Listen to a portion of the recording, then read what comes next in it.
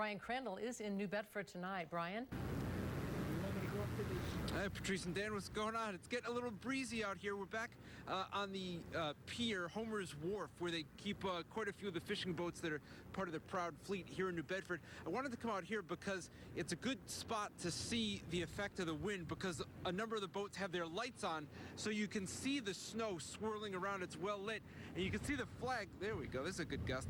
On top of that boat, just rippling in the wind here. And as I've been talking about all night, the snowfall here has not been all that heavy. I mean, I would say here maybe a couple inches. If we come back down to the ground here on the wharf, it is hard to tell in some spots just how much it has snowed because it's already drifting and blowing around. But this looks like a good spot that hasn't been touched here. I would say maybe 3 or 4 inches. And right now, it's pretty fluffy. But you know what the officials here are saying is they expect it to be wet and heavy before everything is said and done. And again, as we've been saying, you know, maybe 2.5 feet of snow. And you can hear, maybe you can hear in the microphone, the wind just coming through here, coming right off the water. Again, you know, we're 100 yards from the waterfront here in New Bedford. But one of the things I heard you guys talking about was, you know, coastal flooding in Massachusetts. The mayor here wasn't concerned about that because of the direction of the wind and the storm and the hurricane barrier here, if you know it, in New Bedford.